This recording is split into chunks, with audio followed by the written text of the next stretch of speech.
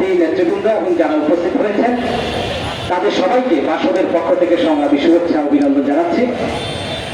আমরা ত্বকীর হত্যার পর থেকে দাবি করে আসছি, আজ পর্যন্ত আমরা দাবি করছি।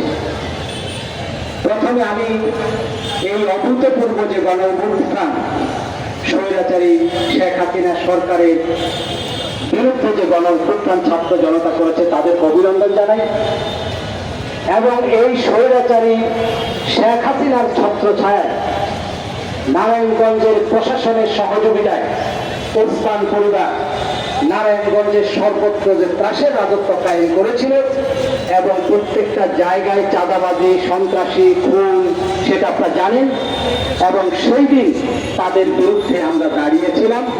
এখন যেমন আমরা রাজপথে আছি, সেই দিনও আমরা রাজপথে ছিলাম। আমরা স্পষ্টভাবে বলতে চাই, আমরা এতদিন লড়াই করেছি।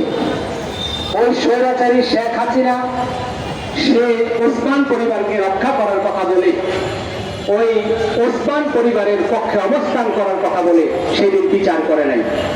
কিন্তু আমরা মনে করি এখন যেই সরকার ক্ষমতায় আসছেন, আমরা স্পষ্টভাবে বলতে চাই, বার্তাটা দিয়ে দিতে চাই, এখানে যারা সরকারের বিভিন্ন সংস্থার মানুষরা আছেন, কর্মকর্তারা আছেন, তাদের মাধ্যমে জানাতে চাই যে আমরা এতদিন ধরে যে লড়াই করেছি এবং লড়াইয়ের মধ্যে দিয়ে যে স্বৈর শাসনের অবসান করেছি, আমাদের খুনিরা দেশ থেকে পালিয়েছে, এই ত্বকীর খুনিরা দেশ থেকে পালিয়েছে, বুলুর খুনিরা দেশ থেকে পালিয়েছে এবং এই তাদের ওই খুনিদের বিচার কিন্তু করতে হবে।